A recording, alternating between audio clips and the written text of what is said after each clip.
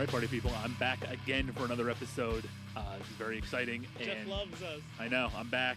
I didn't leave yet again to go raise my child. I don't know. You're neglecting his child. I know. I don't know what that means for him. No, but Jeff's a loving father. He's not neglecting his child. Correct. It's a little production secret. It's the same day as another episode we're recording, so I'm just sitting here. But no time to touch base, even though we've been together for the last few hours. Yeah. We have to go fast because this game is all about going fast. I mentioned it during our 1-year anniversary festivity where we ranked games.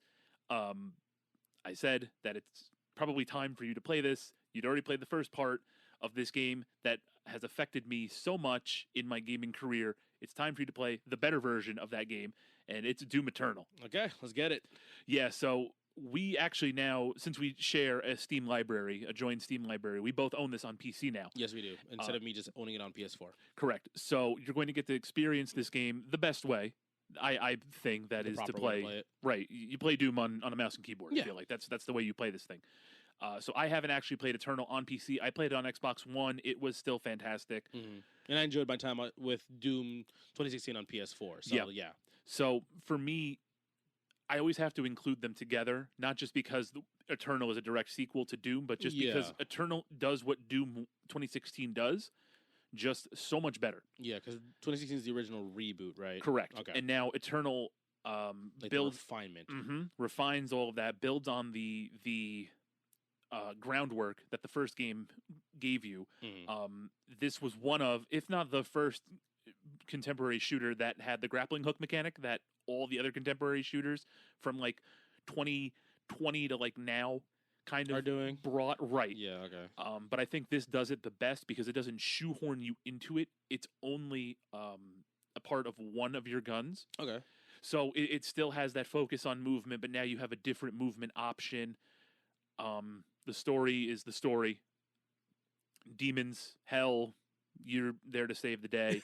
Yeah, typical shit. What do we need? Yeah, exactly. Well, right. What do we need a story for? We just have to go. We got to go to hell and kill fast stuff. and murder.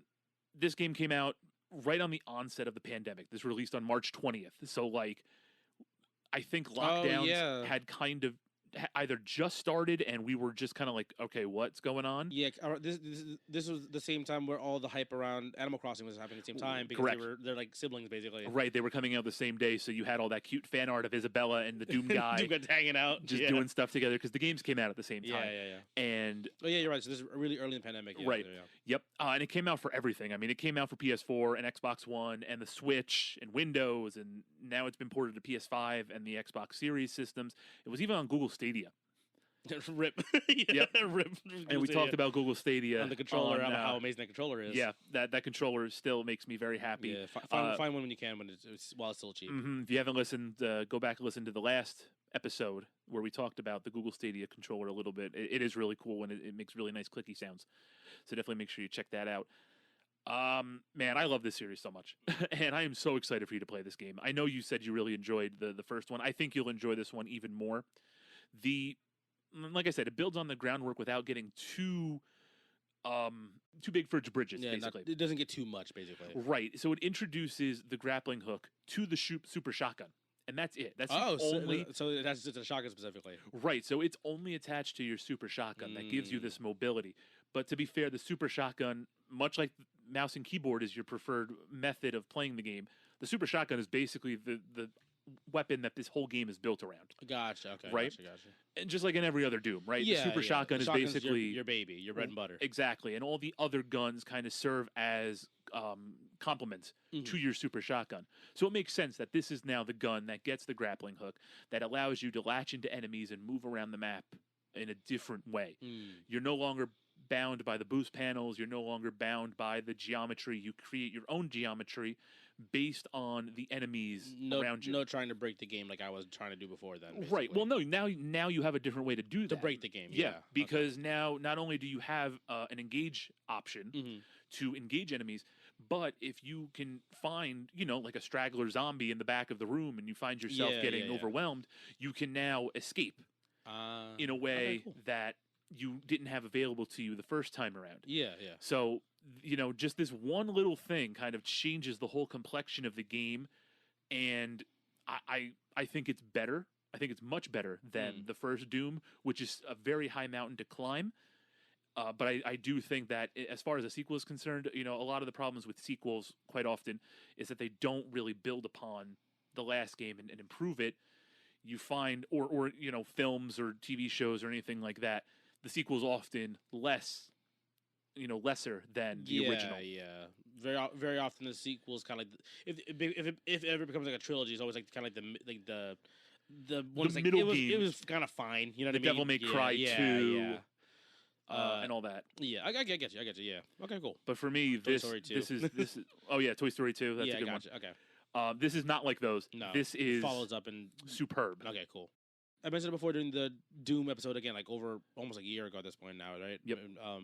Where again, it's one of the games I kind of missed. I knew that it was a thing, and I knew that people were excited about it. I just never got around to it, and I was wondering how they even actually upgraded this game in the first place. I assumed it was just be more of the same, but absolutely. You mentioning the grappling hook, kind of changing how the game flows and plays. Okay, that's cool. I want to see how this game interacts. I mean, the thing is, unfortunately for me, because I'm coming to this game a little bit late, is I have a little bit of weird baggage now because I read up on the whole Mick Gordon and controversy. Yeah.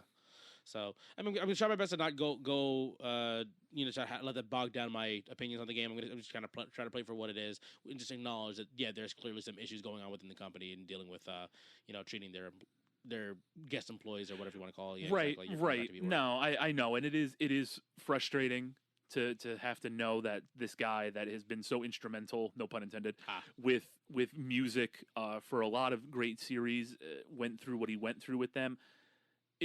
I kind of just separate the game, and separate the drama from just the game, basically. Then right, okay. and I don't know, man. I just enjoyed it too much. Yeah, I'll try my best to do so.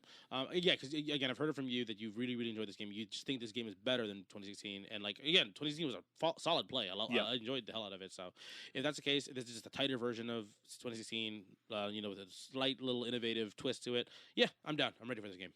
Yep. So, we're going to take a short break here. By the time you hear from us again, Lakan will have played Doom Eternal. Maybe I will have even fired it up a little bit just to get reacclimated with it on mouse and keyboard, and we will deliver our thoughts. Stay tuned. In a bit.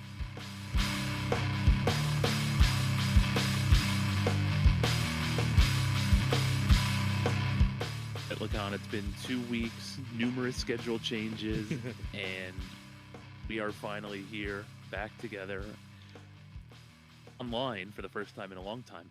So, what'd you think of Doom Eternal? Yo, this game is a good game. Again, I'm really mad at myself and kicking myself for missing, for really putting this and the previous one, Doom 2016, off for so long. I know we waited on Doom Eternal, so we can talk about it, kind of thing, right? But yeah, I was like, I've kind of been waiting for this one to get tossed at me so I can finally get my sink my teeth into it. But yeah, it was a solid game. Fantastic start all the way from the beginning to the end. I had a really, really good time with this one. Yeah. All right. So what are give me some highlights here. Give me some preliminary thoughts about, your time with the game and all that. Okay. So, short cinematic right in the beginning, right? Kind of give you a little bit of just enough to give you a little bit of we know what Doom's about, right? It's just enough to give us a little bit of a flavor of the story, what's happening for this game. Right. I spent most of my time on this game on PC, versus being on PS4 for Doom 2016. And I did play this as well on the Steam Deck. Game runs, game runs really, really good. I mean, I kind of knew it was going to a little bit because of Linus Tech Tips, right? Like he Doom is one of those games that he showcases on a lot of games as a benchmark game. And he did it for the Steam Deck as well. And yeah, it just runs really, really well. I've also seen people play this on the Switch, right? I think there's a Switch version of both of these games. There's a Switch port, yes. Yeah, so I've also heard that one also runs very well. So, these guys do a very, very good job of making their games run on basically anything, right? And I've got a decent PC. I've got a 2080 Ti sitting in here, and I was able to crank my settings all the way to the max, pinned at 144 FPS, and even with ray tracing on, straight up pinned to 144. So either it's very, very well optimized, or they're just they've done a very, very good job at preparing this computer for any potato basically that can run this game. Little of A, little of B, I think. Yeah, and again, even on the Steam Deck, it looks really, really good overall. Obviously, you lose a little bit of like the higher, the little nitpicky stuff, right? The fidelity and like the little minor details, but like obviously aesthetically the game's very well designed, so you know exactly what you're looking at, and yeah, it just looks really really good. I did the Steam Deck in handheld mode. I put it onto a little hub and put it onto a monitor. Still looks really really good. But yeah, just really sucked me into the game visually on whatever I was playing it on, basically. In terms of control scheme, again, I mentioned before, I played the previous game on PS4 mostly, right? This one on PC and on the Steam Deck technically, but like obviously feels really really good on mouse and keyboard and on controller. It took me a little bit to remember how the buttons worked, you know what I mean, like how they set it up, and also how to set up all my mouse buttons with all my abilities, right? Because there's a couple, like the weapons and how to glory kill and all this other stuff, right? And how to like cycle through weapons and stuff like that. I have actual mouse buttons on my mouse, so like I'm very like picky about that stuff. So it took me a little bit. I spent the first like 20-30 minutes like just setting that up, but like once I was like moving, once the game was going, that was it. Like I was literally just in a flow state from beginning to end. Yeah, the game does a really, really good job of like once you get started, you just keep going and going and going and going, and then you look at the clock and it's been 6 hours since you started playing. Yeah, basically that's what I experienced for the first not the second session. The second session I was like beat from work, so I couldn't really play a whole lot. I played like 2 hours in and I started dozing off in my chair, which is funny considering falling asleep to Doom Eternal of all games. But right. Just but big like bass booming soundtrack, yeah, puts you to sleep. Yeah, but when I had the time to properly sit down and just play, so like I ended up actually having to kind of like not sprint through the game, but like I only had like I was supposed to have 2.5 weeks to play this thing, right? But because of my schedule and a bunch of things getting moved around, I only had a couple of days, and like I was like, I know this. We talked about this game is not super long, right? We talked about it a little bit offline, but it was like I still wanted to like look through stuff, right, and like kind of explore and mess with the game a little bit. And so like I played this game in like 4 to 5-ish hour chunks, and on like my third session I played for like 6-7 hours and didn't even realize it, and I still had to go to work that night. It's super easy to just do that, right? Yeah, and especially because so I played this game on hard for the most part. There was a certain point where I was cutting it a little bit close towards the end of my time with this game, where it was like, okay, if we're gonna have to record on Sunday, then I was having a little bit of difficulty doing a couple of the like the challenge areas, like the secret challenge sections, like the little special fights kind of deal. And I was like, I'm having trouble here. Let me just start skipping some of these, turn the difficulty down to normal, and then just finish the game, and then I'll go back for them later on. But yeah, like again on hard and normal, the game felt perfectly fine on both. Hard was more just like, I have to be more aware, obviously, of where I'm placing myself and make sure I'm moving behind cover and, kind of actually avoiding damage. That's the biggest thing that I noticed when I was going from hard to normal and normal to hard. And I'm sure that the expert mode or top difficulty is just this more of the same, basically, right? You want to avoid taking damage as much as possible. But yeah, the game difficulty was really, really good. Again, like the flow of the game, difficulty of the game, like, it basically the game does a really, really good job of like ramping you all the way through towards the end, basically. Which I think I mentioned before in the previous Doom game, where like the game starts off relatively just like, okay, yeah, you kind of just fighting like lesser demons, right, and then eventually like some of the mini bosses you fight become like regular enemies for you down the line.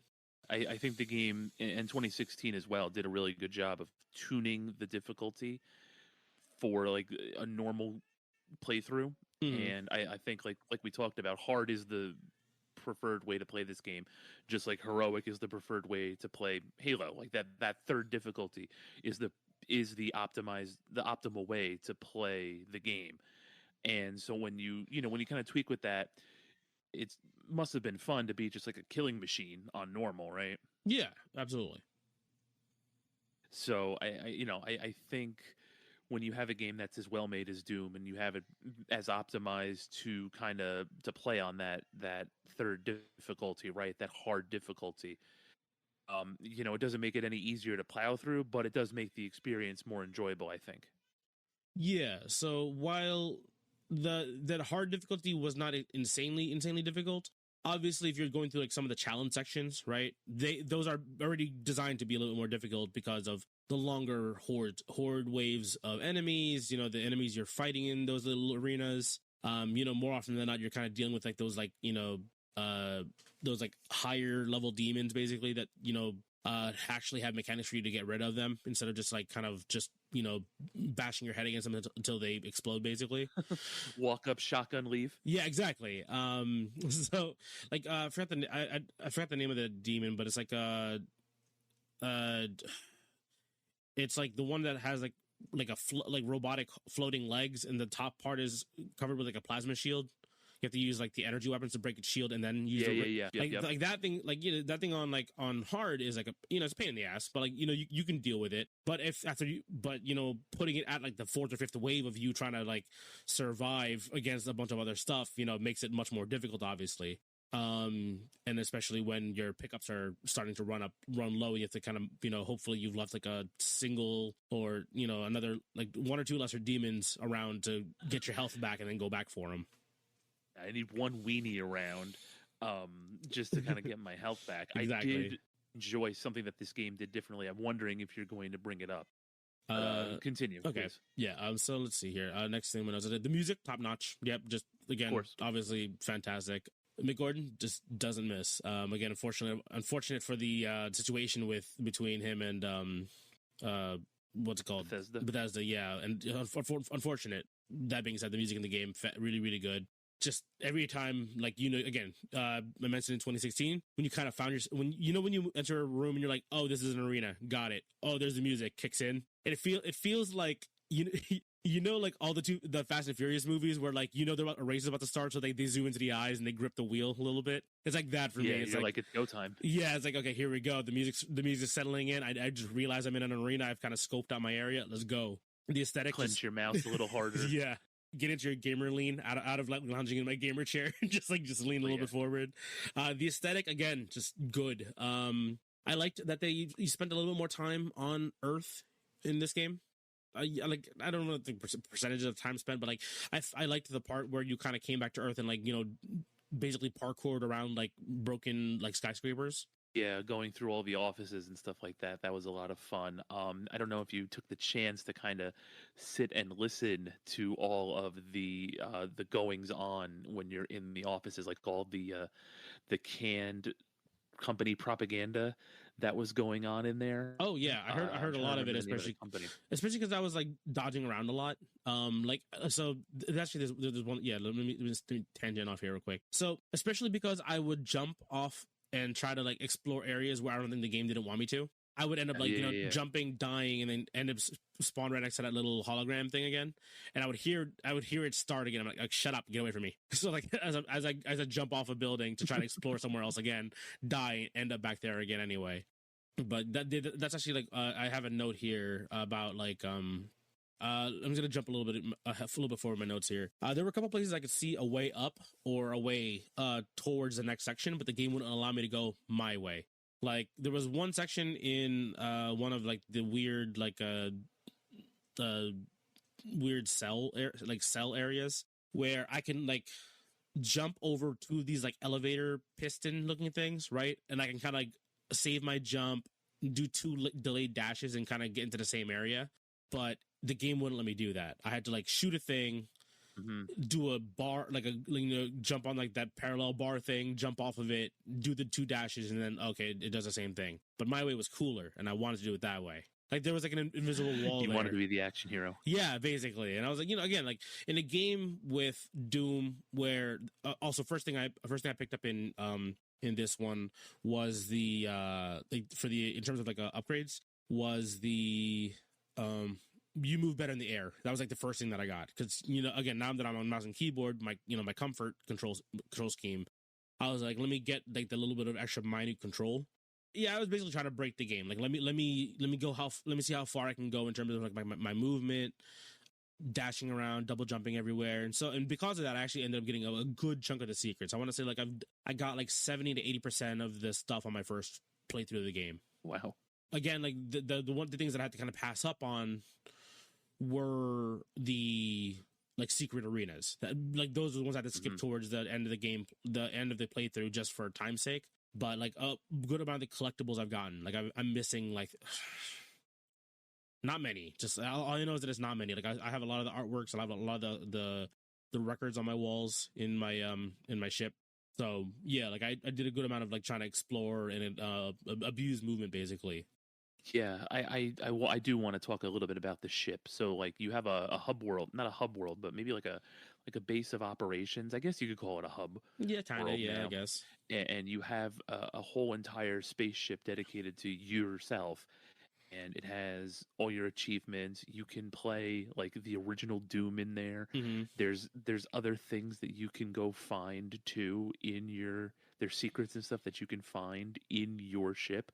I just thought that was it was such a cool little thing that they didn't have to add because it wasn't in the first game, of course, but they did, and it added a bunch of it made it a lot more fun to go out and find like all the collectibles, right? Because you had a little area where you could show them off and you could look at them, and they didn't have to do all that, but they did. And I think that's like the level of polish that's kind of ruined other games for me.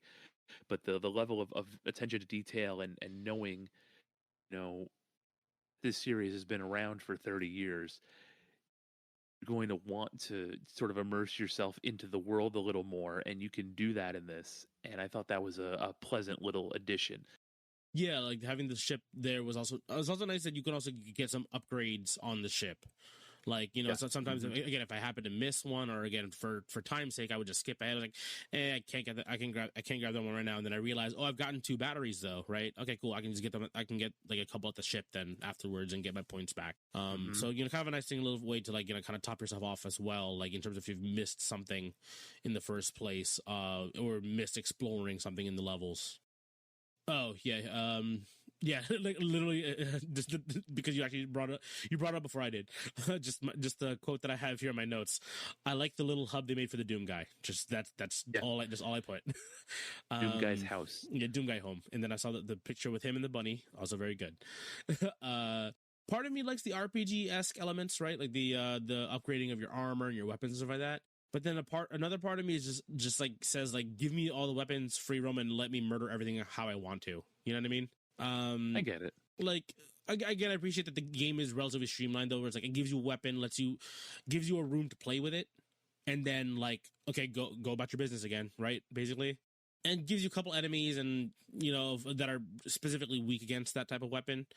But like that is something that I wanted to touch on, so please continue. Okay, yeah, and so just again, like I appreciate that they streamlined it at least, but like again, the other part of me is like, like if like when you play certain games that ask you how much experience you have with other games of like this kind of thing, it's like if I just said all of it and it's like cool, like we're just gonna give you everything, obviously they can't do that because they have a very curated experience in mind for this game, but like just give me everything and let me go wreak havoc the entire game. That's basically like right. It's like one or the other. I get it. I get why they're not doing that. Like but it's just like the little RPG-esque kind of unlocking and upgrading system. It's like just give me all the stuff basically.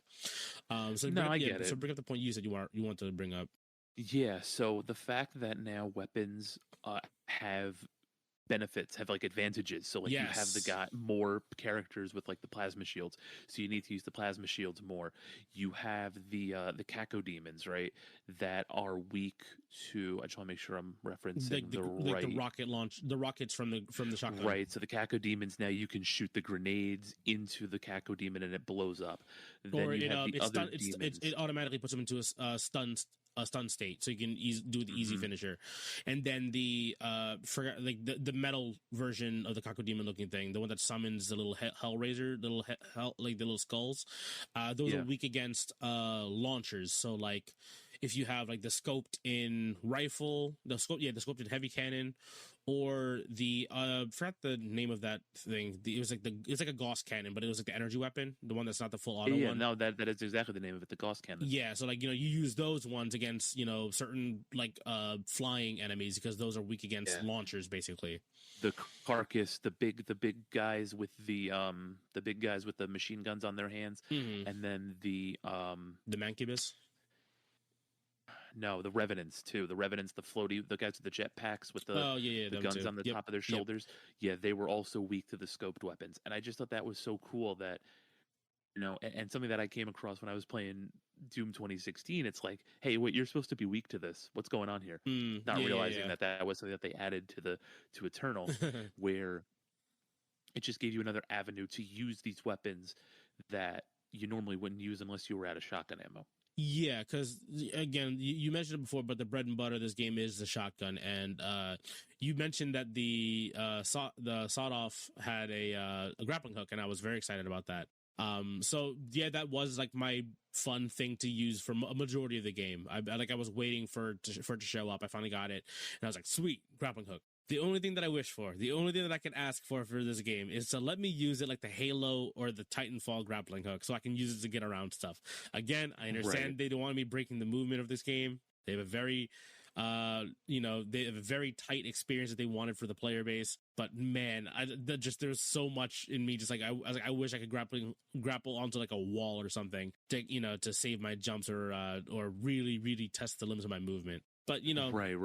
It was cool. It was fine. It was still very fun to use it to like kind of get to like kind of like bob and weave in and out of fights. Right, I could like kill something. I used the speed boost ability or the speed boost stat thing, where like if I do a glory kill, it gives me a nice chunk of speed for the next couple seconds, and then basically I would like go in, weaken a bunch of stuff. And especially on that harder difficulty where like you have to kind of bob and weave a little bit and kind of make yourself away from certain enemies that do a lot of AoE damage. I would go in, do a glory kill, jump out, and then I kind of like catch my bearings and then like then reset and then kind of jump back in with the grappling hook to like really launch myself back into the fray. It was just really, really fun to use. It was just like a perfect addition to the game. Yeah, no, I was just going to ask, did you think it was a positive addition to the game? And I can tell that I think you think it was. And I can't see how anyone could say otherwise because it's so fun to just zoom around, especially when you get to like the later fights and there's so many enemies on screen and you're just latching onto people, zooming around, shooting them in the face, moving on to something else, hitting boost panels. Then coolest things for me were like the boosting and then latching onto a flying enemy and shooting them in the face and then just like falling all the way down to the ground and then just keep on trucking ahead. I mean, like the way that the combat in this game plays is really incredible. I think the grappling hook, like I didn't understand how you could make a game that was more fun to kill shit than Doom 2016, but they did it with Doom Eternal, and that's why whenever I talk about the one, I have to talk about the other. Yeah, no, that absolutely makes sense because again, Doom 2016 is already a very tight experience to begin with.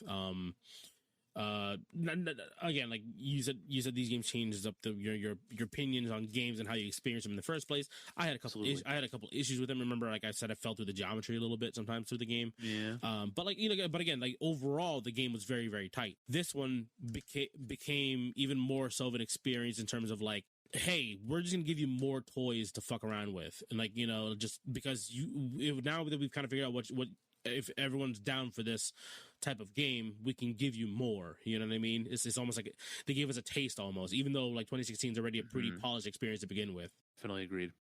Let's see here. Oh yeah, I mentioned here I played on hard difficulty, but at some point through my playthrough, around 70% or 80% through, I turned to normal just because of time crunch.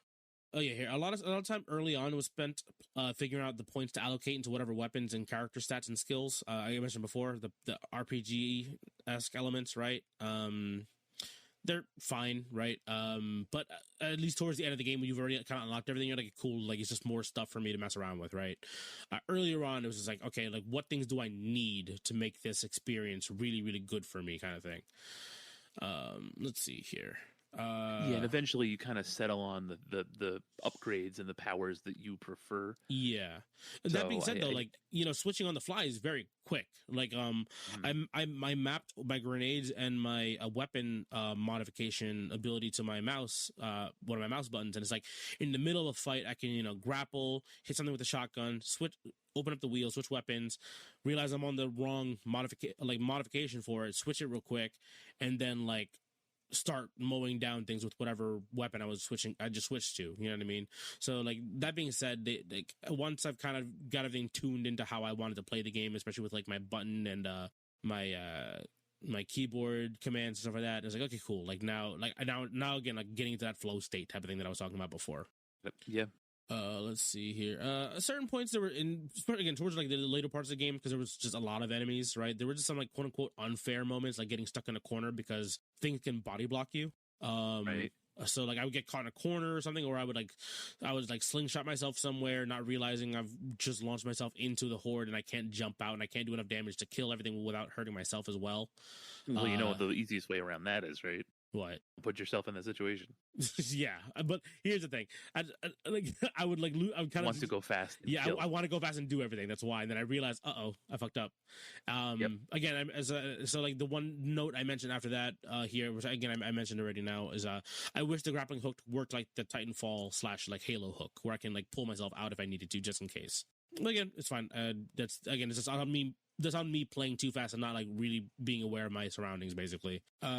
Stacking up extra lives is cool, but there were annoying times where I would go into a challenge zone, again, like the secret fight thing, the special arenas, and if I died multiple times and failed, I didn't get those extra lives back. So it's like, that's on me, you know what I mean? Mm-hmm. So it's like, should I have taken this zone? Should I just come back for them later? Should I have used them for a boss fight? And there was one time where I fucked up and like, or I fucked up during the boss fight. So the next time I loaded checkpoint, I didn't have those lives again. So I had to play the boss fight like properly, like the next time. You know what I mean? Like I had to redo it and not fuck up, basically. So that is the one thing I didn't like about like the live function. I thought it was a cool addition, and it kind of played to the whole arcadey style that they were going for. Yeah. At times.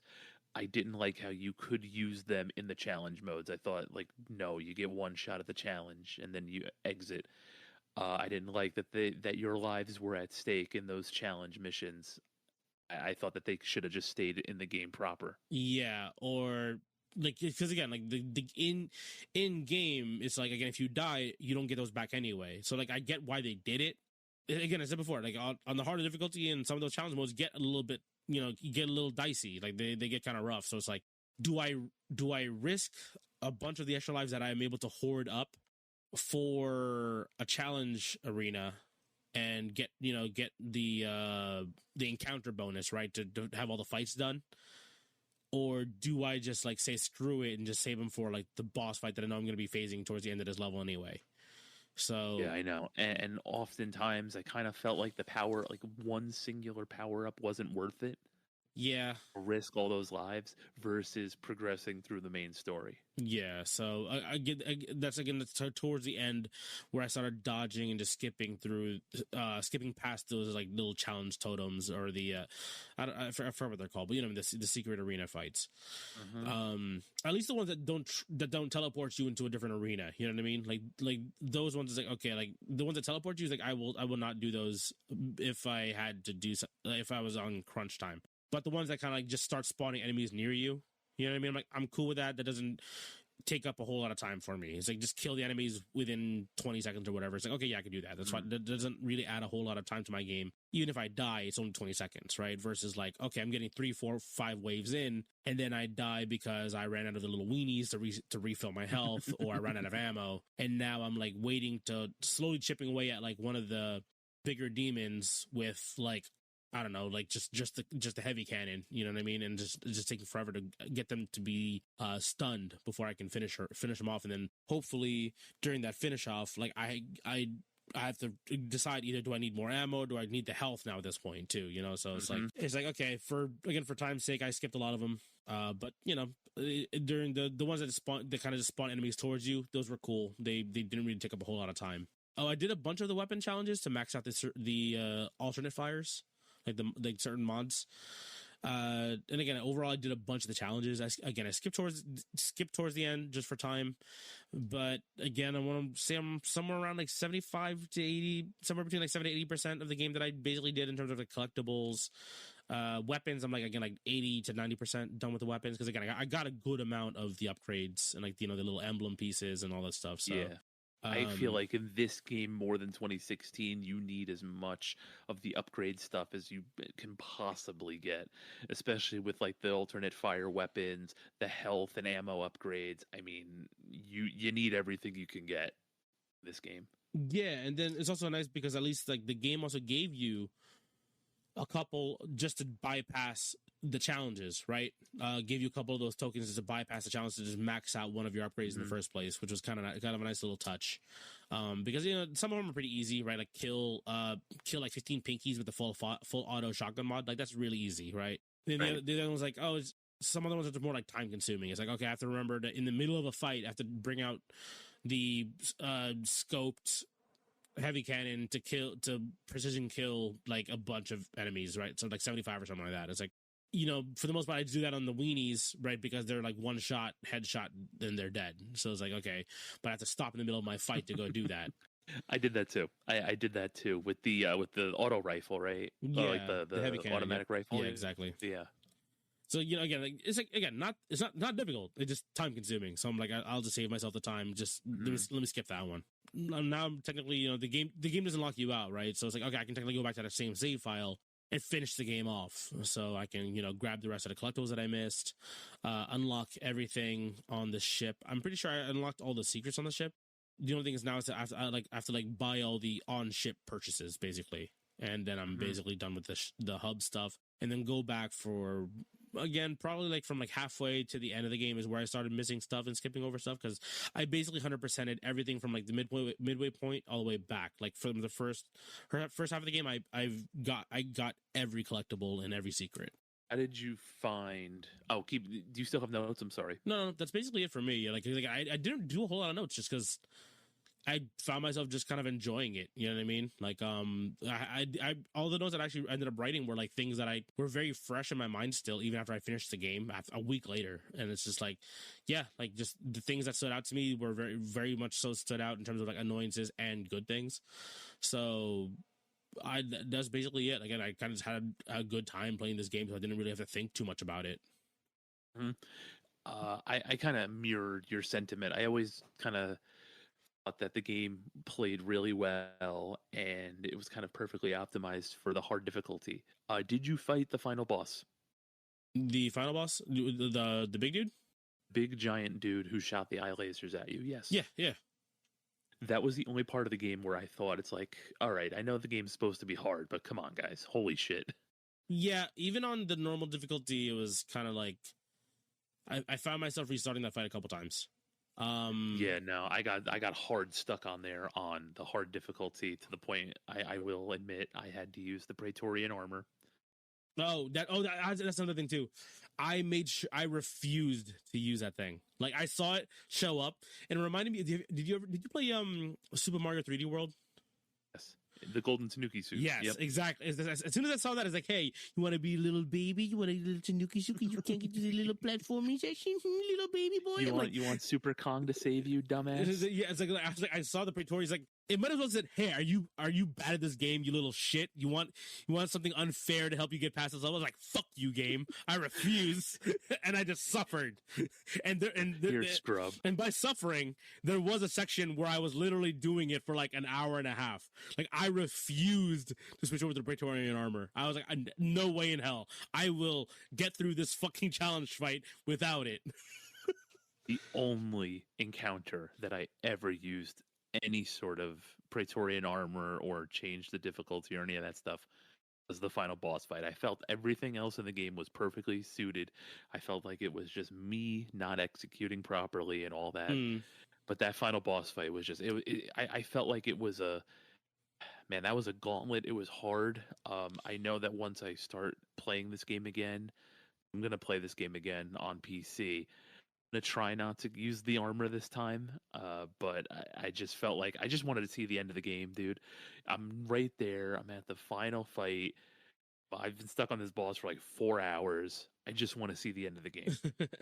And like again, so that was kind of my way of going about it. I just wanted to see what your experience was with the final boss because I was like, man, this is hard. Yeah, even on normal, again, got it a little rough. It still only took me like 3 or 4 attempts to beat it on normal. So like if I'm gonna like kind of judge it by like how difficult the regular when I was playing it on hard was. I would say probably closer in the range of like maybe 10 to somewhere between 10 and 15 tries probably would be for me to get through that fight. Like that's, Jesus. I'm kind of judging myself, you know what I mean? A little bit. Cause like I was, for the most part, I was slamming through the game. There was just a certain point where I was scared that I wasn't gonna be able to finish the game in time, is why I switched it down just so I can kind of plow through stuff a little bit faster. But I was mostly just enjoying the game, even on hard. I was actually, I even actually bumped it up to the most difficult mode, like through the first half of my playthrough, just because like even when it was still like difficult, it was still like I was like I still kind of wanted a little bit more, you know what I mean? So I put it on the top difficulty for a little bit, just to see how it felt like, and that felt for me like right, basically. Like it's weird because like it reminded me a little bit of like a Left 4 Dead a little bit. Where do you remember like the normal, the hard, and the expert mode? Was like the expert mode was like kind of insane, like actually really difficult if you were not playing with like a good squad. But then like the hard mode is almost like it's too big of a gap kind of thing. You know what I mean? And then everything below hard mode is just baby mode basically, and it's like okay, well this is no longer a challenge at this point. That's kind of like where I felt for this game. It's like the hard mode is kind of like that's like kind of like your normal. Everything below it is kind of like itty bitty baby little baby man mode. But then the top mode was like, it felt right in most aspects. And then it just felt like everything else was like kind of like, oh, I'm just getting hit too hard now. You know what I mean? A little bit. Yeah. So like, but again, because I was already playing on hard, it kind of felt relatively similar to the first place. So I think like I wouldn't have had an issue just playing on the hardest or the insane mode the entire time. Right. I think, and like I said, I think this game is really well optimized for its difficulty, where have never until the end of Doom Eternal. So you're talking all of Doom 2016 and 99% of Doom Eternal. It never once was like, this is bullshit until I got to that final boss fight. Yeah. I think it did a really good job because, there are points in every shooter. We talk about Halo all the time. You talk about games like Splinter Cell and even Metal Gear Solid, which, by the way, I have to have a mea culpa. I realized this when I was going through and listening to some of our old episodes. I forgot to put Phantom Pain on my favorite games of all time list. Yeah. And I am absolutely killing myself. So get ready to play that. That's one where we're going to have to give it to each other and then just not talk about it until like a year later. Yeah. That's what time it's going to take. Yeah, just because, man, trying to sit down and play an open world game like that is just going to take so much more time than the other stuff that we're giving each other. Yeah, definitely. No, but I have to mea culpa on that. Even while playing that, I was like, okay, this is fucking bullshit. More often than playing Doom Eternal in Doom 2016. I think that once you get to like the hyper violence modes or like the really, really super difficult crafted challenges that the game puts out for you, which by the way, like the arcade mode that the game comes up with and like all these other different challenges offer so much replayability. Not to mention that there's also DLC for this, which I hadn't even thought about grabbing yet. Not because I didn't want to because it's bad or anything, but it's like there's so much replayability in the base game by itself that now you're adding DLC, which is probably going to add even more replayability once you clear the DLC. I mean, for a single player experience, this offers so much, and there's multiplayer on top of it, which I don't think is pretty lively anymore. Just the fact that it's there is pretty sweet as an option. Yeah, exactly. Yeah, I'm gonna, just because of again, if I had the full 2 weeks, I think I would have beaten the game the first week and then had more time to just kind of go back and touch upon more stuff in the game, like explore the non just main game stuff, right? But there was a section that I really wanted to try out, which is again to try the old, just mess with the old stuff, right? Because I remember in 2016 they had that little secret room where you could do the little puzzle game. That was the OG Doom graphics, right? And I was like, yeah, like I love those little Easter egg stuff, and I wish that I had a little more time to mess with it, before I can talk about it on the podcast. But whatever. Again, life gets in the way. But I am absolutely going to go back and play some of that stuff. There was there was actually one little thing I wanted to bring up because I remember hearing about this, but I never confirmed it. And then I looked up a video, and yeah, it was a real thing. So, do you remember the Doog meme? Doog. Hold on, let me look it up first because Yeah. So if you look up Doog, Doog, so someone clearly within the someone clearly working over here, working on Doom, is a fan of VTubers, because Korone, the dog girl VTuber from HoloLive, Okay. she was a very big fan of the BFG in 2016. And she was so excited for it, and she had a good time playing that game. And then when you played Doom Eternal, you pressed, like if you press E or whatever, it gives you that like little news menu kind of thing. Yeah. Okay. Yeah. So apparently, during like the first iteration of the game, or before all the DLCs and all the other new stuff started coming up, if you press like X on the controller, left X on like an Xbox controller, right? If you press it 3 times, it would bring up Doog, like in like just like a picture of like. I'm trying to remember exactly what the picture was. Yeah, but there was a shit of like a little screen for Doog with her her name basically in the Doom font basically. It's just like a nice little, Gotta be pretty cool. cute little thing. Yeah, I thought that was really I thought that was really funny, and I was hoping it was still there. But yeah, I didn't see it. I was like, oh, unfortunate. So it must either they already removed it, or they changed it already for other new stuff basically in there. Did you see the Commander Keenfish secret? I don't think I did. So it's in one of the levels, like right when you start. You turn around, and hanging off the side is one of the fish. It's in the cultist base. You turn around and you like look over the side, and there is a big, funny-looking fish staring at you. Oh wait, oh yeah, no, I missed this one. I heard about this one. I just had no idea. I had no idea what this one was for. So I never even like tried looking for it. Yeah, I found this one accidentally, and it kind of like my heart skipped a beat. I was like, "Oh God, what the hell is this?" Yeah, like if you sure weren't enough, ready for it, it was just like, what the fuck is this? Yeah, I get you, but then I had to look at it again, and it's like, "Oh, okay, this is the fish from Commander Keen." Okay, dope fish, yeah. Yeah, that's cool. Nice. And that is something else that's pretty cool, that they like have like all like a lot of homages and stuff like that to games from the past. They have the rights to. There's a few more in here. I can't think of it off the top of my head, but it is nice when games, and Street Fighter 6 does a really good job of this, throwing back to like older games in the series and from the company. Mm-hmm. I think that's cool, because if you've been with them for a long time, you're rewarded for being a long time fan with these nice little nods, nice little Easter eggs that won't mean a lot to other players, but they mean a lot to the long time fans. I think it's pretty cool.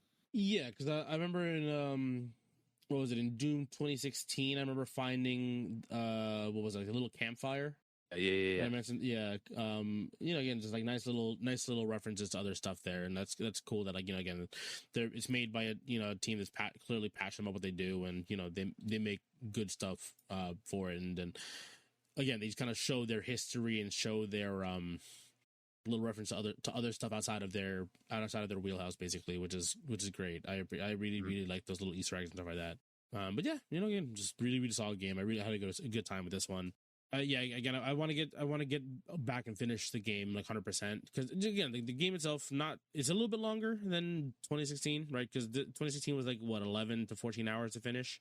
Yeah, I think this one's closer to 20-ish. Yeah, like because again, if I did this mostly in like 4 to 5 hour sessions, except for like one 8-hour session where I kind of sat and kind of did again, I remember before I was kind of slamming my head against some of the challenge sections before I had said, okay, you know what, let me just finish the game kind of thing, and I'll come back for them.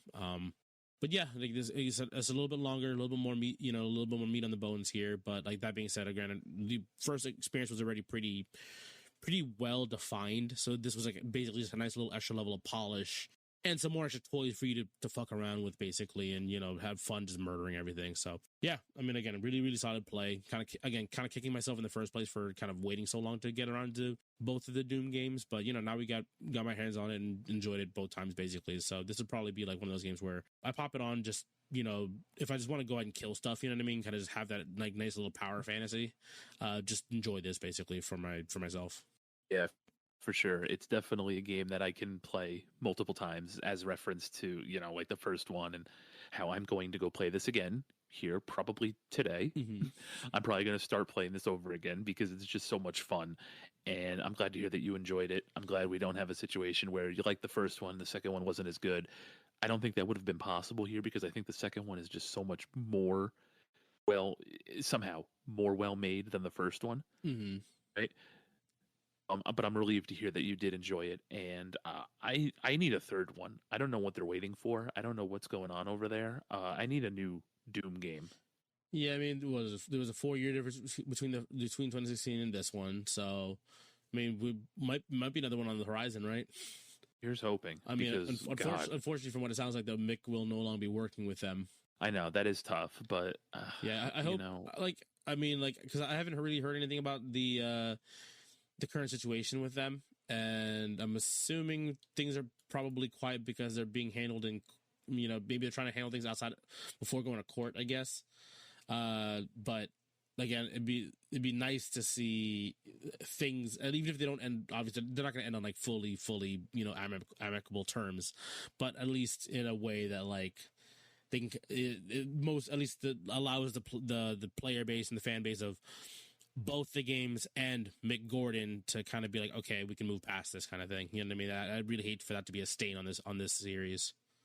No, here's hoping, but looks like you said, every 4 years, so we're kind of coming up to that. Hopefully we get some announcements soon because I really need a new one of these. These games are so much fun, and to have a fourth one, or a third one technically, in this rebooted line would be, just what I needed. Yeah, absolutely. All right, anything else?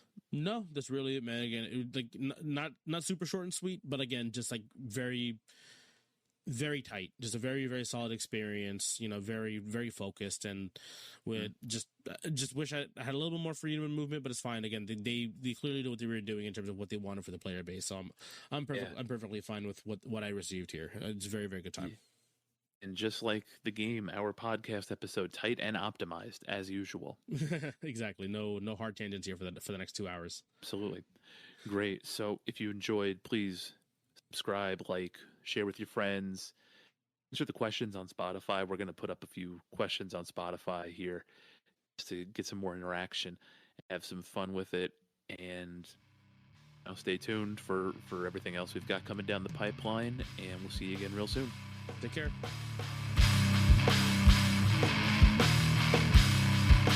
This is why I'm over it. This is why I'm just like over dating. I'm just like, I don't want to do this anymore, man. We're ready to give it all up because of this one minor inconvenience, and I was like, I'm moving along. I'm over it. Oh my God.